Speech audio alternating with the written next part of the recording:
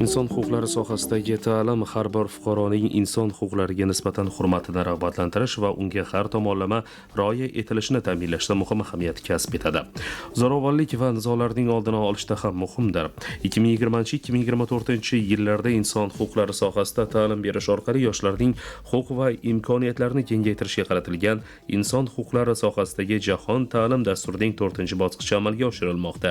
Shundan kelib chiqib, mamlakatimizda inson huquqlari sohasidagi ta'limni yanada takomillashtirish, inson huquqlari sohasidagi jahon ta'lim dasturining 4-bosqichida belgilangan vazifalarni samarali va o'z vaqtida amalga oshirish maqsadida joriy yilning 7-fevral kuni O'zbekiston Respublikasida inson huquqlari sohasidagi milliy ta'lim dasturini tasdiqlash to'g'risidagi prezident qarori qabul qilindi. Mazkur hujjatning mazmun mohiyati va unda belgilab berilgan eng muhim vazifalar xususida so'z yuritish maqsadida studiyamizga inson huquqlari bo'yicha O'zbekiston Respublikasi Milliy markazi bosh konsultanti Rustam Atavullayev va markazning tahlil va tadqiqotlar bo'limi bosh mutaxassisi Husniddin Xolmatovlarni taklif etganmiz. Assalomu alaykum, xush kelibsizlar. Alaykum assalom. Tinglovchilarimizda mavzuga doir savollar bo'lsa 71 286 31 32 233 92 04 raqamlariga qo'ng'iroq qilib bevosita muloqotimizda ishtirok etishlari mumkin. Biz esa suhbatni boshlaymiz. O'zbekiston Respublikasida inson huquqlari sohasidagi milliy ta'lim dasturini tasdiqlash to'g'risidagi prezident qarorining qabul qilinishi uchun qanday zarurat bor edi va bu amaliyotda qanday ahamiyatga ega? Marhamat. O'sha boshida aytib o'tganimizdek, ushbu O'zbekiston Respublikasi Prezidentining O'zbekiston Respublikasida inson huquqlari sohasida milliy ta'lim dasturini tasdiqlash to'g'risidagi qarori qabul qilindi. Ushbu qarorni qabul qilish zarurati bir qancha sabablarga ko'ra zarur bo'lib hisoblanadi. Jumladan 2011-yil 19-dekabrda BMT inson huquqlari sohasida ta'lim va tarbiya to'g'risidagi deklaratsiyani qabul qilgan. Ushbu deklaratsiya BMTning barcha ishtirokchi davlatlariga o'zini hududida inson huquqlari sohasidagi ta'limni rivojlantirish va rag'batlantirish bo'yicha qo'shimcha mas'uliyat yuklaydi. Shu jumladan O'zbekistonga ham. Ushbu deklaratsiya doirasida bugungi kunda dunyoning 60 dan ortiq davlatlarida xuddi shunga o'xshash ta'lim dasturlari ishlab chiqilgan, xususan Germaniya, Finlandiya, Janubiy Koreya Respublikasi, Ozarbayjon, Turkiya yoki qo'shni Tojikiston davlatlarida ulardagi ijobiy tajribani inobatga olgan holda biz ham o'sha o'zimizni milliy inson huquqlari sohasidagi ta'lim bo'yicha sohasida milliy ta'lim dasturini ishlab chiqdik. Ushbu ta'lim dasturi o'sha boya aytib o'tganingizdek jahon ta'lim dasturining 4-bosqichini amalga oshirish doirasida ishlab chiqildi. Ya'ni yoshlarni inson huquqlari sohasidagi bilim va ko'nikmalarini yanada oshirish, ularni inson huquqlari to'g'risidagi xalqaro standart bilan tanishtirish qaratilgan 4-dastur doirasida bo'lgan.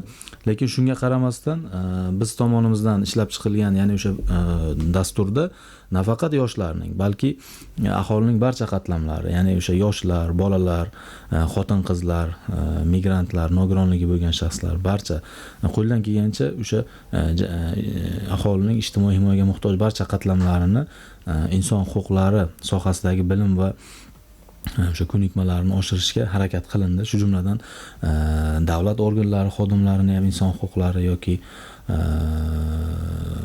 gender tengligi yoki qiynoqlarga qarshi kurash masalalari bo'yicha bilim va ko'nikmalarini, shuningdek inson huquqlari sohasidagi pedagog kadrlarni tayyorlash bo'yicha ham o'zini tegishli choralarni nazarda tutadi.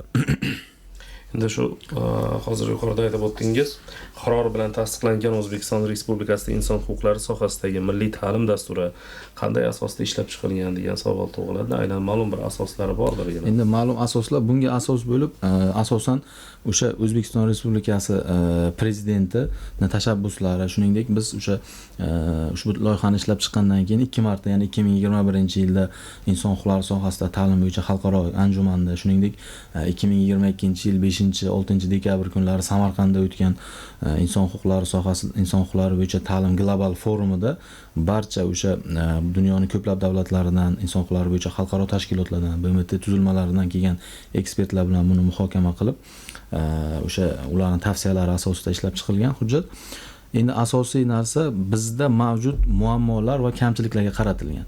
Ya'ni so'nggi yillarda mamlakatimizda nafaqat inson huquqlari, balki boshqa ta'lim bo'yicha keng ko'lamli islohotlar amalga oshirilmoqda. Xususan inson huquqlari bo'yicha ham 2019-yilda inson huquqlari sohasida kadrlar malakasini oshirish bo'yicha markaz huzurida o'quv kurslari tashkil qilingan. Bugungi kunda ushbu o'quv kurslarida davlat organlarining boshqaruv rahbar xodimlari, shuningdek davlat organlari xodimlari qiynoqlarga qarshi gender tenglik masalalari bo'yicha yoki inson huquqlari bo'yicha o'quv kurslarini amalga oshiryapti.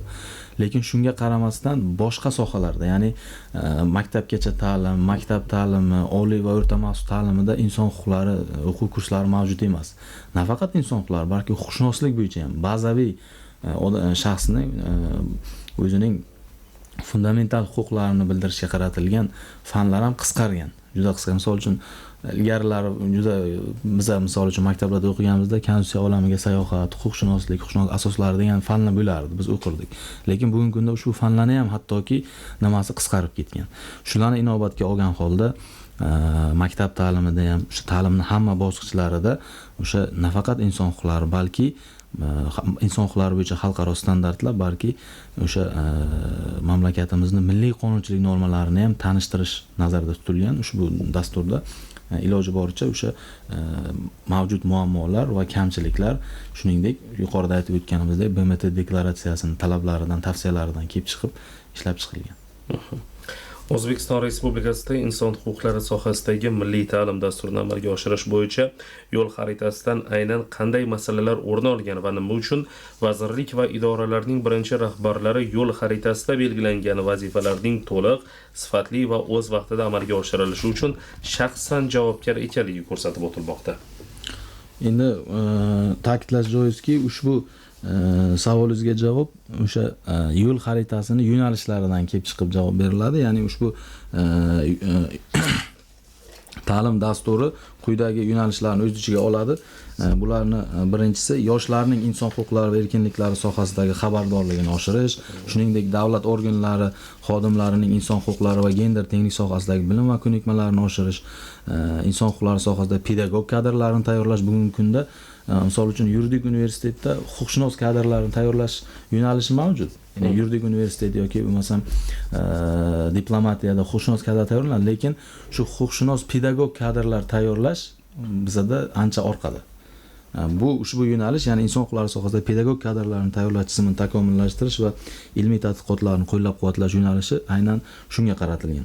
Shuningdek, aholining ijtimoiy himoyaga muhtoj qatlamlarining inson huquqlari sohasidagi xabardorligini oshirish, shu bilan birga inson huquqlari bo'yicha ta'lim sohasida fuqarolik jamiyati institutlarining faolligini oshirish va zamonaviy texnologiyalar, badiiy asarlar, ommaviy axborot vositalaridan foydalangan holda inson huquqlari sohasida ta'lim va tarbiya berish tizimini samaradorligini oshirish nazarda tutilyapti. Bu yerda ko'rib turganingizdek, o'sha barcha aholi qatlamlari, shu jumladan davlat organlari xodimlarini ham o'qitish tizimi, ya'ni bizda mavjud muammolardan O'zbekistonni o'sha inson huquqlari bo'yicha xalqaro tashkilotlar tomonidan tavsiyalar beriladi.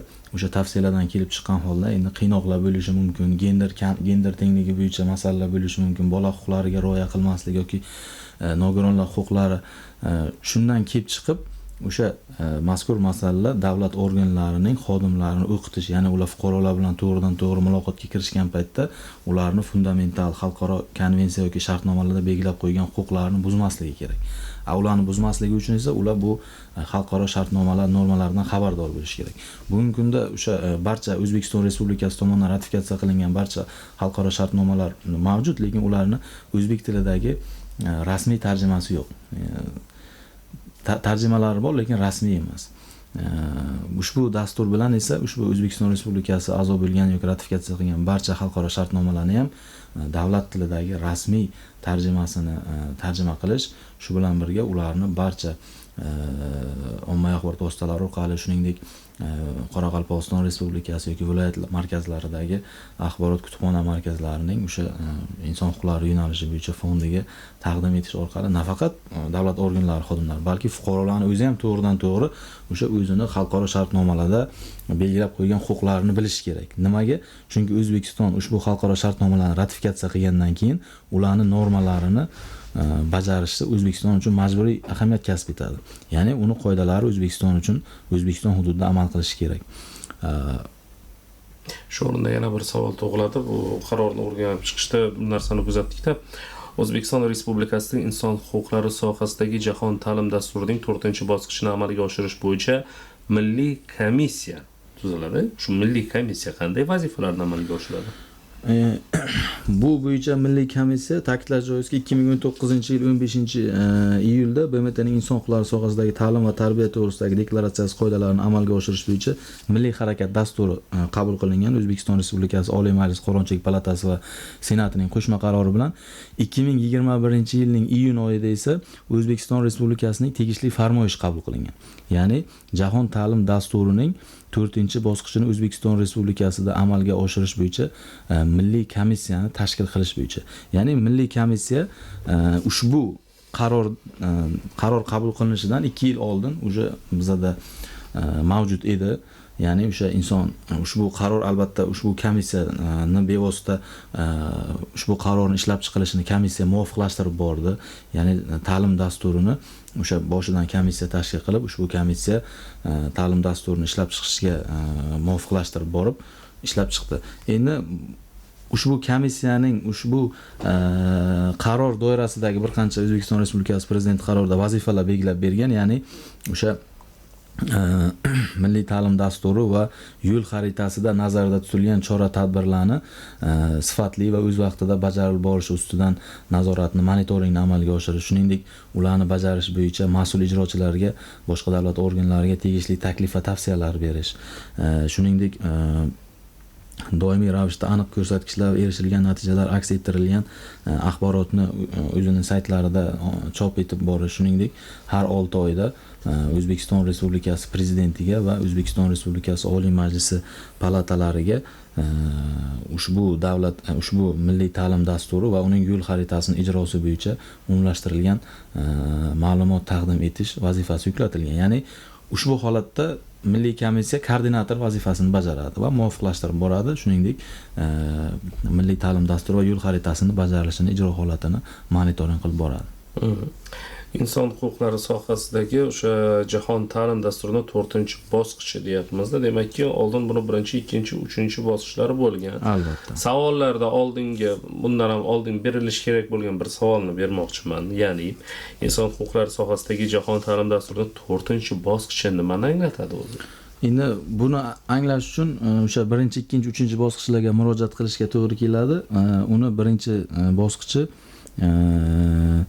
2005-2009 yillarda amalga oshirilgan jahon ta'lim dasturining birinchi bosqichi bu umumta'lim maktabgacha va umumta'lim maktablarida inson huquqlari sohasida ta'lim berish.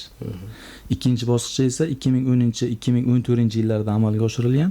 Bu oliy ta'lim muassasalarida va kadrlarni qayta tayyorlash muassasalarida inson huquqlari sohasida ta'limni tashkil qilish. Uchinchi bosqichi 2015-2019 yillarda amalga oshirilgan ommaviy axborot vositalari xodimlarini inson huquqlari bo'yicha bilim va ko'nikmalarini oshirish. Ya'ni ommaviy axborot vositalari o'sha fuqarolarning murojaatlarini yoki shaxslarning murojaatlarini ko'rib chiqish davomida, ya'ni ularni agar qanaqangi huquqlari buzilayotganligini bilsa, uni o'sha to'liqroq yanada ochiqroq ochib berishi imkoniyati ko'proq bo'ladi. Shu sababli ommaviy axborot vositalari xodimlari inson huquqlari bo'yicha bilik va ko'nikmalar oshirilgan. 4-bosqichi 2020-2024 yillarda bu asosan yoshlarni bilim va ko'nikmalarini inson huquqlari sohasida oshirish orqali ularni o'zini huquqlarini kengroq amalga oshirish imkoniyatini yaratib berish. Bizda esa yoshlar bilan bir qatorda o'sha buni o'zimizni milliy ehtiyojlarimizdan kelib chiqib kengaytirib xotin-qizlar, bolalar, yoshlar va boshqa nimalarni ham kengaytirishga harakat qildik. Ya'ni maktab va o'rta maxsus ta'lim, shuningdek oliy ta'lim muassasalarida inson huquqlari bo'yicha kurslarni tashkil etishni nazarda tutadi. Ya'ni o'sha qarorda ham o'sha ko'rib o'tgan bo'lishingiz mumkin. Ya'ni o'sha bola huquqlari, ayollar huquqlari, inson huquqlari kurslarini tashkil etish orqali o'sha yoshlarning inson huquqlari to'g'risidagi fundamental bazaviy bilim va ko'nikmalarni oshirishga qaratilgan. Axborot tahliliy sharhlar tayyorlanishi, xorijiy tillarga tarjima qilinishi va e'lon qilinishi kattagina mablag' talab etiladi.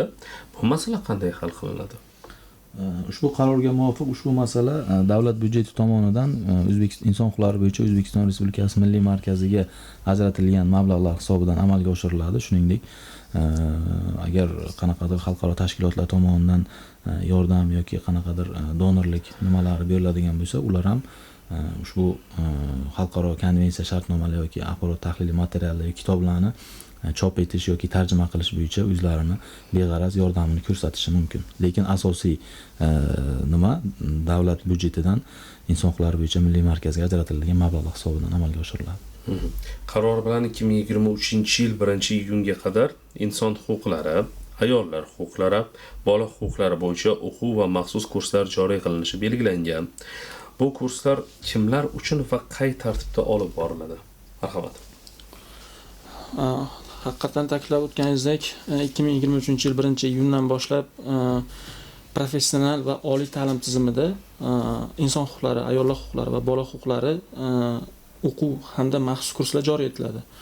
Bu bilamizki, hozir yuqorida ham ta'kidlab o'tdi, hozirgi paytda barcha universitetlarda inson huquqlariga oid o'quv kurslari mavjud emas. Faqat o'sha huquqshunoslik sohasidagi, masalan, Toshkent davlat yuridik universitetida bo'lishi mumkin yoki bo'lmasa Jahon iqtisodiyoti va diplomatik universitetida va boshqa bir ikkita universitetlarda shunday inson huquqlariga oid darslar o'tib boriladi. Lekin boshqa universitetlarda bunday darslar o'tilmaydi. Hozirgi kunda inson huquqlari, ayollar huquqlari, bola huquqlari bo'yicha o'sha markaz tomonidan o'quv qo'llanmalari ishlab chiqilgan. Endi yana 1-iyunga qadar bu o'quv qo'llanmalari yana o'sha ushbu sohadagi professorlar ishtirokida takomillashtirilib o'quv qo'llanma yakuniga yetkaziladi. Ya'ni bu o'quv qo'llanmalar o'sha oliy ta'lim talabalari uchun yoki bo'lmasa o'sha bu narsa maktablarda ham joriy etiladi, maktab o'quvchilari uchun mo'ljallanadi.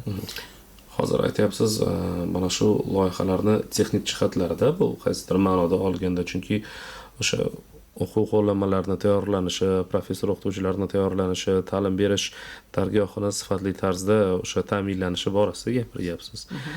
Lekin asosiy jihatlar borda bu yerda. O'sha qanday asosiy jihatlarni aytib o'ta olamiz? Ya'ni maxsus kurslarda aynan u kimlarga mo'ljallanyapti, kimlar ta'lim olyapti, u qanday g'oyalar singdirilyapti u yerda, qanday o'sha ta'lim dasturlari qaysi xorijiy tajribadan kelib chiqib ularga yetkaziladi? Albatta bu darsliklar o'sha BMTning konvensiyalar qoidalari yoki bo'lmasa o'sha BMTning qo'mitalari bor. O'sha har bitta konvensiya bo'yicha qo'mitaning qandaydir ko'rsatmalari bor. Shu ko'rsatmalar asosida berilgan nimalar ko'rsatmalarga asosan ishlab chiqiladi. Masalan, olaylik, nogironligi bo'yicha masalan shaxslar huquqlari bo'yicha ham o'quv kurslari joriy etish belgilanyapti mazkur qarorda. O'sha bu narsani maktab davridan o'sha o'quvchilarga tushuntirish kerak. Masalan, bilamizki, nogironligi bo'lgan shaxslar maktablarda qanaqadir kamsitish holatiga uchrash mumkinda. Buni o'sha maktab davridanoq o'sha yosh bolalarga ular bilan qanday muomala qilish kerak, qanday munosabatda bo'lish kerakligini shu maktab davridan o'rgatish kerak. Shu narsalarga alohida e'tibor qaratiladi bu darsliklarda. Tushunarli. Shu o'rinda bir mulohaza tug'iladi. Alohida huquqlarni o'zi yetarli darajada qonunchilikdan o'rin olmaganda bunday olib qarasak. Masalan, ayollarning huquqlarini har doim ham to'liq ta'minlashning iloji yo'q. Deylik, ajrim holatlarida 3 nafar farzandi bilan ayol ko'chada qolyapti, chunki eriga tegishli mol-mulk, ya'ni uy-joy, ko'chmas mulklar, mashina, umuman nima mulk bo'lsa ham qaynotaning nomiga rasmiylashtirilgan yoki shar'iy nikohdagi ayollar va ularning farzandlari huquqlari, bu masala ham qonuniy jihatdan yechim topishi kerak-da nazarimizda. Yoki zo'ravonlik holatida beriladigan himoya orderlari himoya qila olmayapti, chunki buni kuzatyapmiz, ko'ryapmiz ayrim hollarda. Bolalarga nisbatan zo'ravonliklar uchun qonunchilikda qat'iy jazo choralari qo'llanilmasa, bunday holatlar ko'payib boraveradi. Bu fikrga qanday munosabat bildirasiz? Marhamat. Endi o'sha boya aytganimizdek, ushbu kurslarda, o'quv kurslarida nazarda tutilayotgan nimalar, bilimlar o'sha o'zbek BMTning tegishli konvensiyalari, deklaratsiya yoki xalqaro paktlarda nazarda tutilgan huquqlar asosida ishlab chiqiladi.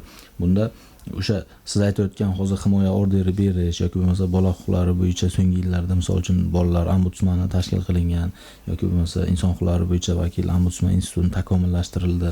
Bularning barchasi o'sha xalqaro tajribani, ya'ni BMT konvensiyalarini yoki bo'lmasa o'sha tegishli xalqaro shartnomalarni milliy qonunchilikka implementatsiya qilish orqali amalga oshirilayotgan islohotlar.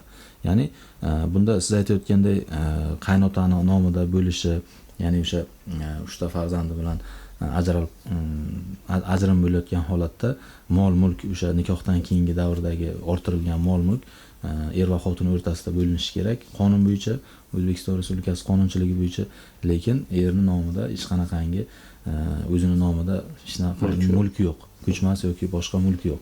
Shuningdek, aliment to'lash, aliment undirish jarayonida ham shunaqangi bir holatlarga duch kelamizki, 2 ta 3 ta farzandi bor, unga o'zini oylik ish haqidan kelib chiqib 3 dan 4 dan yoki yarmini berish kerak, lekin o'sha o'zini farzandiga aliment to'lashni kamaytirish maqsadida boshqa bir o'zi boshqa ish bilan shug'ullansa ham nomida rasmiy jihatdan boshqa kam to'lanadigan ishga joylashib olgan holatlarga ham duch kelamiz. Lekin bu holatni endi u odamni o'zini insofiga havola qilinadigan holat, chunki uni farzandi qonunchilik aniq belgilab qo'ygan. Endi bu qonunchilikni chetlab o'tish holatlari. Qonunchilikda probellar vujudga keladi, bo'shliqlar bo'ladi, u narsa o'rganib, keyin yana o'sha bo'shliqlar hal qilinadi. Bu qonunchilik shunga o'xshagan munosabat vujudga keladi, munosabatni hal qilish uchun qonun normalari yaratiladi. Yana uni chetlab o'tadigan, yana qanaqadir normalar odamlar o'ylab topadigan bo'lsa, yana uni ham hal qilish uchun qonun normalari ishlab chiqiladi. Bu siz aytayotgan masala bugungi kundagi haqiqatan to'g'ri qonunchilikdagi bo'shliq, bularni qanaqadir holatda hal qilish, o'sha ayollarning huquqlari yoki bo'lmasam boshqa shaxslarning huquqlarini yanada to'liqroq kafolatlash uchun xizmat qiladi. Lekin bu aynan hozir qonunchilikdagi bo'shliq yoki muammo sifatida qarash mumkin. Shu o'rinda bunga qo'shimcha qilib o'tish mumkin. 2022-yil fevral oyida bilamiz, o'sha BMTning xotin-qizlarni xotin-qizlarning kamsitishlarga yo'l qo'ymaslik to'g'risidagi xalqaro konvensiyasi bor. Shu konvensiya qoidalarining bajarilishi bo'yicha O'zbekistonning 6-milliy ma'ruzasi topshirildi, davriy ma'ruzasi. O'sha topshirilgan paytda uni o'sha fevral oyida ko'rib chiqish bo'ldi. Jenevada onlayn tarzda bo'lib o'tdi.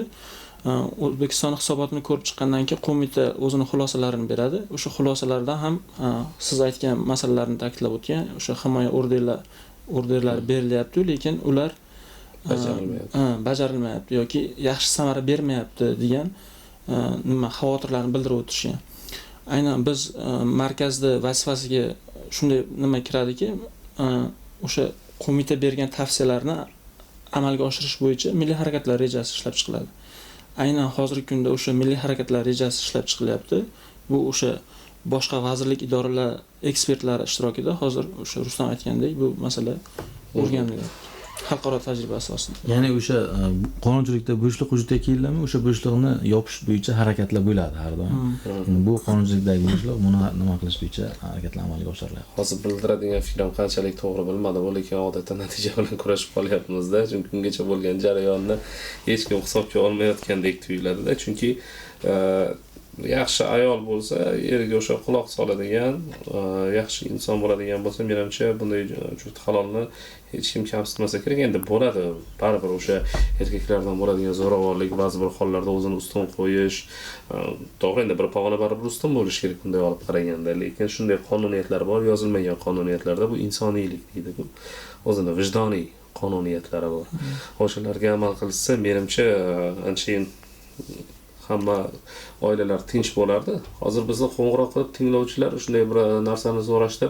Markaz ishonch telefonlari bo'lsa aytsin, iltimos, murojaatlarimiz bor deyishdi. Bizda inson huquqlari bo'yicha O'zbekiston Respublikasi Milliy markazida jismoniy va yuridik shaxslarning murojaatlari bilan ishlash bo'limi faoliyat ko'rsatadi. O'sha ushbu bo'lim fuqarolarga beg'araz, ya'ni bepul huquqiy maslahat beradi yoki ularning nomidan qanaqadir shaklda huquqlarini himoya qilish to'g'risida davlat organlari yoki mansabdor shaxslariga arizalar kiritishi mumkin. Agar kimdadir qanaqadir o'sha o'zini huquqlari buzilganligi to'g'risida ariza yoki shikoyati bo'ladigan bo'lsa, markazga kelishi yoki bo'lmasam markazni o'sha jismoniy va yuridik shaxslar bilan murojaat qilish bo'limiga qo'ng'iroq qilish orqali o'zini huquqiy yordam olishi yoki manfaatlarini himoya qilishi mumkin. Agar raqami qiziqtiradigan bo'lsa 239 13 58 nomeriga telefon qilib murojaat qilishi yoki bo'lmasam insonhuquqlari.uz sayti bor, markazning sayti. Ushbu saytda ham onlayn murojaat qoldirish imkoniyati mavjud. Ushbu saytdan onlayn murojaat qoldirish yoki qo'ng'iroq qilib nima qilishi mumkin. Telefon raqamlari 71 kodi bilan 239 1358 1358 239 1358 71 kodi bilan hurmatli tinglovchilar, so'ragan savolingizga menimcha javob oldingiz. Internet platformalari orqali ham siz o'z murojaatlaringizni yozib qoldirishingiz mumkin ekan. Ana endi savollarga yana qaytamiz. 2023-yil 1-iyundan boshlab inson huquqlari va erkinliklari sohasidagi ta'lim va innovatsiyalar milliy tanlovi o'tkazib boriladi. Bundan ko'zlangan maqsad nima va tanlovda kimlar ishtirok etadi? Rahmat.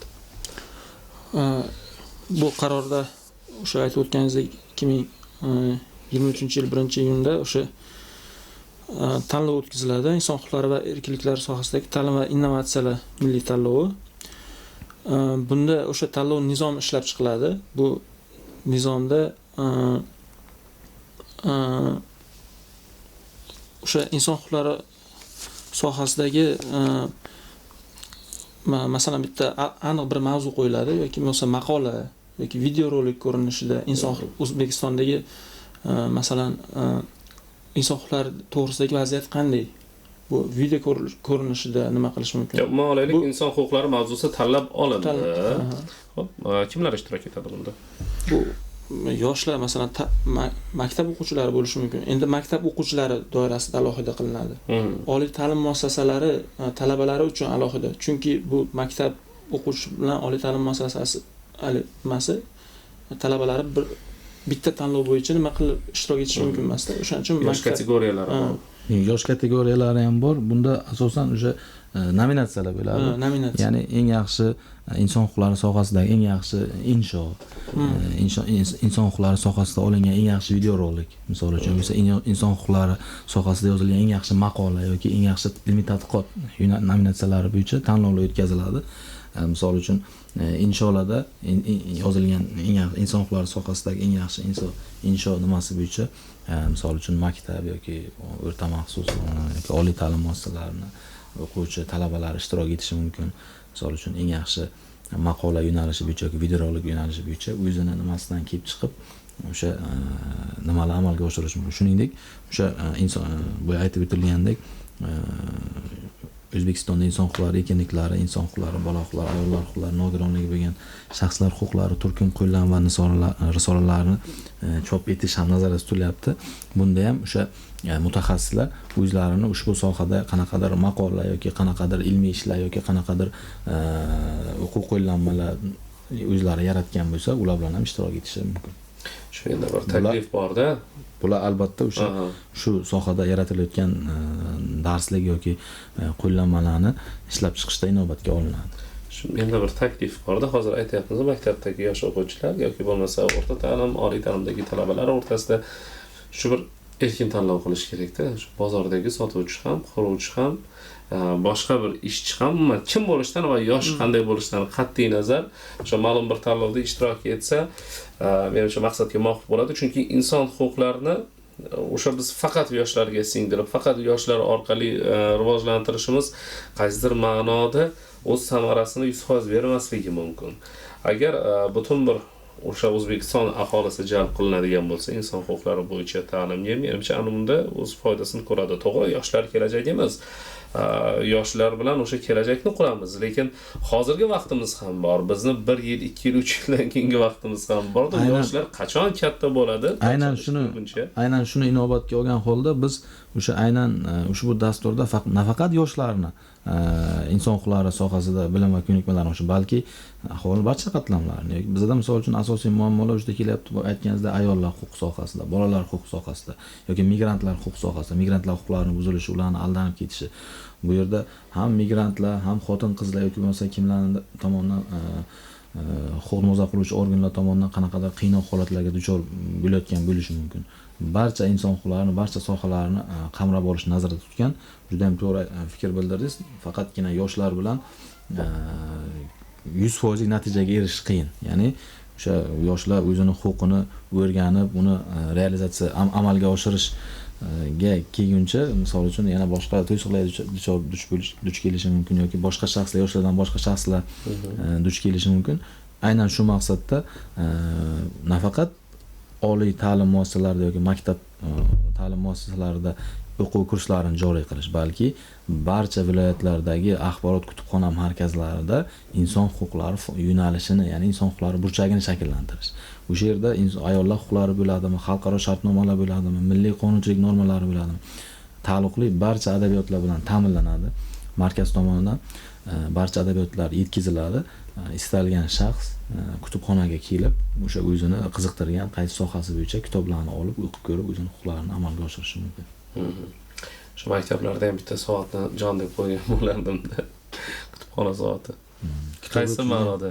Shu o'quvchini chaqirib turib yo talabani chaqirib turib, misol uchun o'sha qo'liga kitob berib, mana bir hafta muhlat, keyingi o'sha darsimizda shu kitobda nima yozilgan so'rab olamiz deb o'zi uyga vazifa berib borilsa, shu o'qib keladi talaba, haligi bahosini olish uchun.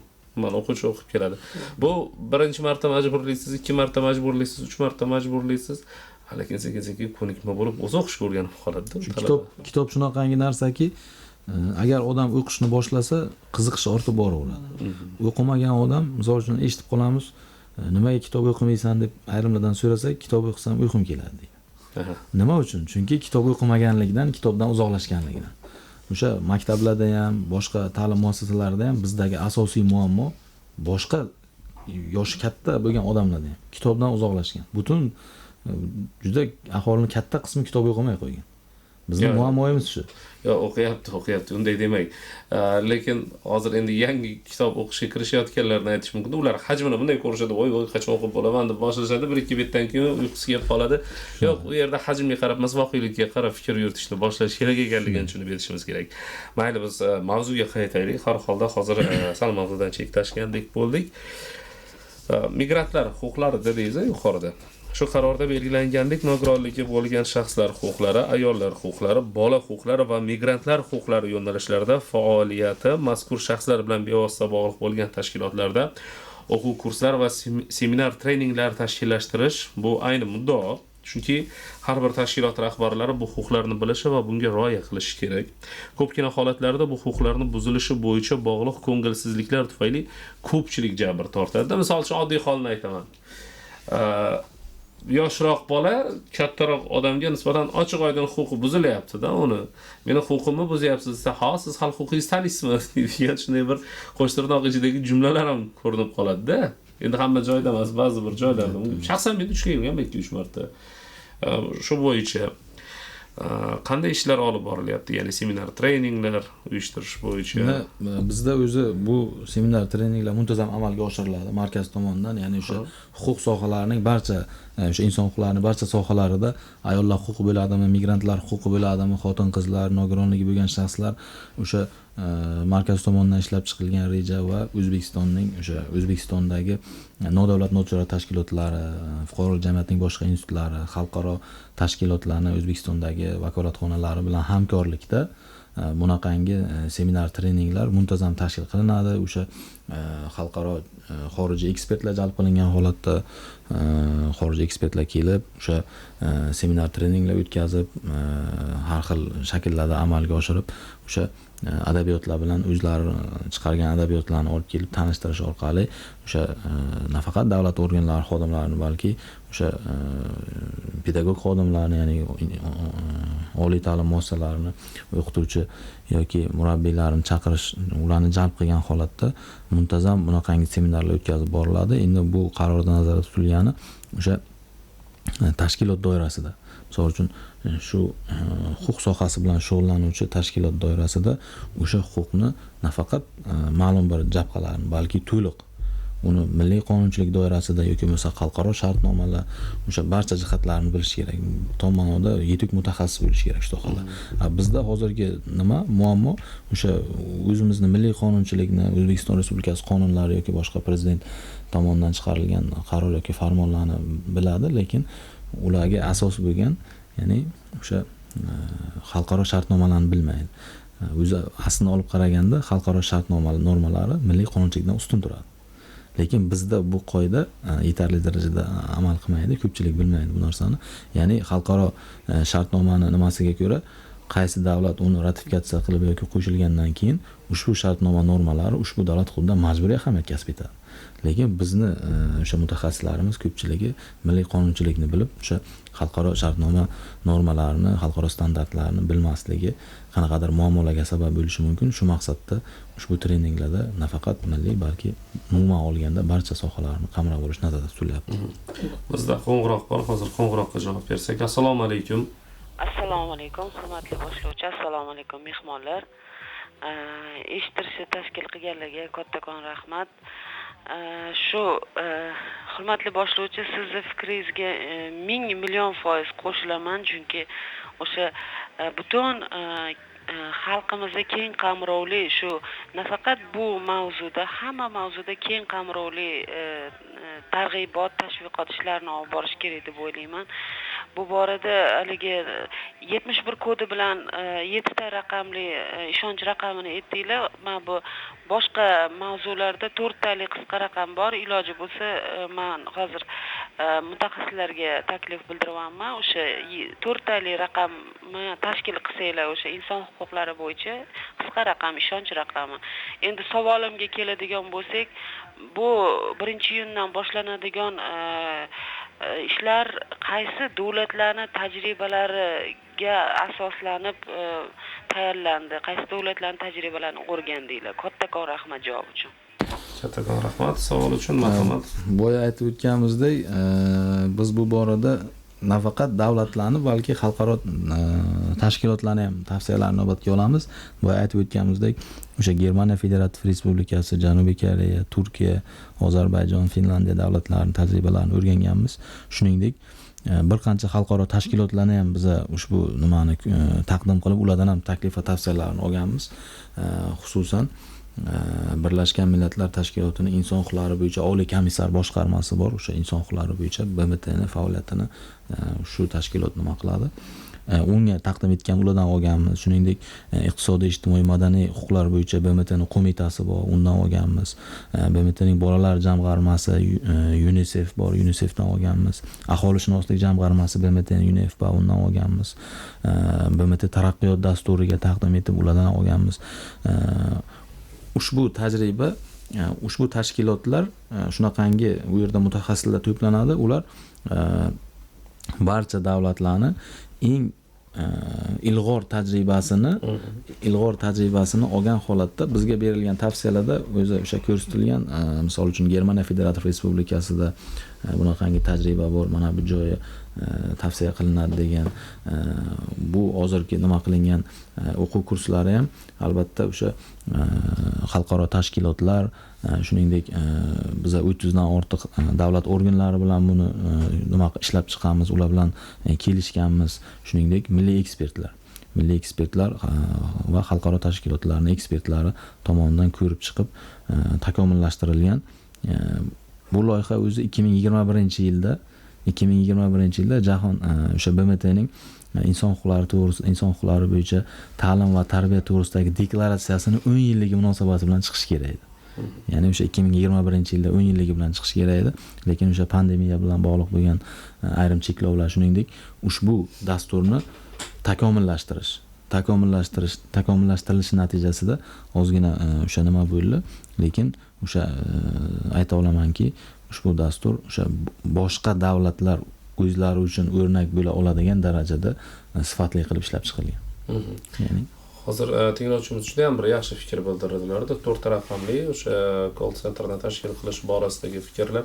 Keyin yana bir narsani yo'lga qo'yish kerak-da.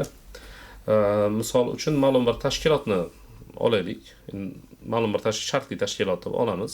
Shartli tashkilotda rahbar kadr bor. Birinchi raqamda turadigan rahbar kadr bor. Undan keyin esa o'rinbosar, undan keyin bo'limlar rahbarlari bor va ishchilar bor. Endi shunday holat kuzatiladiki, o'sha bo'lim rahbari ishchilar bilan nomutanosib ravishda munosib bo'lmagan munosabatda bo'lyapti. Ya'ni huquqini buzyapti. Insoniy oddiy huquqlari bor.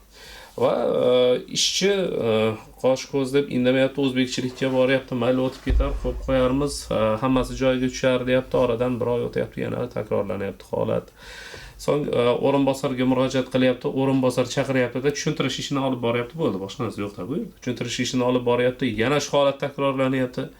Rahbarga chiqyapti, yana shu holat takrorlanyapti. So'ng inson huquqlari bo'yicha murojaat qildi. Endi birinchi raqamli rahbarga yoqmaydi, o'zidan o'zi bu bor gap, o'zi rahbarlik qilayotgan tashkilotdagi gap so'zlar tashqariga chiqishi va o'sha tashqaridagi omillar aralashuvi. So'ng rahbar o'sha ishchi xodimga qarab boshlaydi-da, o'sha nomunosib bo'lgan muloqotni. Ya'niki sen nimaga murojaat qilasan? Biz hal qilib berardik, vaholanki shu paytgacha muddat bo'lmagan. Shunchaki taklif bermoqchiman. Aynan rahbar kadrlarni e'tiborsizligi yoki bo'lmasa noxatti harakatliligi bo'yicha ham bir ma'lum choralar ko'rilsa, menimcha ish sifati yaxshilanadi-da. Bu yerda o'sha aytayotgandek inson huquqi buzilyapti. Kadr o'sha pastdagi birinchi o'sha ishchi kadr oxir ishni tashlab ketishga majbur bo'lib qolyapti ko'pgina hollarda. Bu oilasi bor, oilasini boqish kerak, boshqa bir omillar bor-da bu yerda. Demoqchi bo'lganim, mana shu call centerlar tashkil qilinsa, bir vaqtning o'zida o'sha ogohlantiruv bilan siz o'sha chora ko'rmang. Ya'ni bizga qo'yib bering, biz hammasini joyiga qo'yib ketamiz deb o'sha mutaxassislarning o'zi, yuristlarning o'zi bir munosabat bildirsa, menimcha ish anchayin yaxshi tugagan bo'lardi, meni fikrimcha. Endi suhbatimiz so'ngida o'zi bugun suhbatni so'ngini qilmoqchi ham emasdim, chunki savollar juda ham ko'p, qo'ng'iroqlardan erta bunday olib qaraganda, lekin mavzu yuzasidan eslatish joiz deb bilgan ma'lumotlar bo'ladigan bo'lsa, marhamat, hali ozgina vaqtimiz bor. Yine o'sha boya aytib o'tganingizdek, o'sha rahbar bilan xodimlar o'rtasidagi munosabatlarni o'sha muammoli holatlar juda kelyapti. Shu nimangizni, shu taklifingizni tasdig'i sifatida o'sha ushbu dasturda, ya'ni bizni ta'lim dasturida rahbar kadrlarni qayta tayyorlash va ularning malakasini oshirish tizimida ham ularni ham inson huquqlari va gender tenglik masalalari bo'yicha malakasini oshirish bo'yicha o'quv kurslari tashkil qilish nazarda tutilgan. Ya'ni ularga ham o'sha xodimlarni yoki shaxs sifatidagi yoki xodim sifatidagi mehnat munosabatlarida bo'ladigan huquqlarini tushuntirish orqali, ularni nima qilish orqali, malakasini oshirish orqali ularda ushbu bilim va ko'nikmalarni shakllantirish nazarda tutilgan. Ya'ni o'sha bu bevosita o'sha xodim bilan ish beruvchi o'sha davlat tashkilot organlari rahbari o'rtasidagi munosabatlarda ham bevosita bir qanaqadir muammolarni oldini olishga xizmat qiladi. Eslatib o'tamiz. Qo'shimcha bormi? Qo'shimcha yana bir ikkita qo'shimcha qilish mumkin. Marhamat. O'sha mazkur qarorga muvofiq shu fevral oyida 23-yil fevral oyida inson huquqlari haftaligi o'tkazilishi rejalashtirilmoqda. Hozirgi kunda uni o'sha dasturi ishlab chiqilmoqda. Bu haftalik doirasida o'sha yuqorida aytganingizdek, bu ma'lum bir soha vakillari emas, balki butun aholining barcha qatlamlari nima qilinadi, jalb qilinadi. Ya'ni bunda inson huquqlari bo'yicha milliy markaz xodimlari bilan xodimlar ishtirokida o'sha mahallalarda yoshlar bilan uchrashuvlar tashkil qilinadi. O'sha inson huquqlari sohasi bo'yicha qanaqadir mamlakatda olib borilgan ishlar to'g'risida yoki bo'lmasa xalqaro standartlar bo'yicha tushuntirishlar berish mumkin yoki bo'lmasa inson huquqlari bilan bog'liq yoshlarning yoki aholining qiziqtirgan savollariga javoblar berilishi mumkin ushbu uchrashuvlar. Kattakon rahmat. Mavzu yuzasidan hali yana fikrlashamiz, suhbatlashamiz. Sizlarni mana shu studiyada kutamiz. Vaqtimiz chegaralangan. Shuning uchun buguncha xayrlashishga majburman. Studiyamizda bugungi mehmonlari O'zbekiston Respublikasi Milliy markazi bosh yurist konsulti Rustam Atog'ullayev va markazni tahlil va tadqiqotlar bo'limi bosh mutaxassisi Husniddin Xolmatovlar bo'lishdi. Eshittirishimizdagi ishtirokingiz va bergan ma'lumotlaringiz uchun sizga yana bir bor rahmat. Qadrli radio tinglovchilar, siz radio mulohada eshittirishni tingladingiz. E'tiboringiz uchun tashakkur.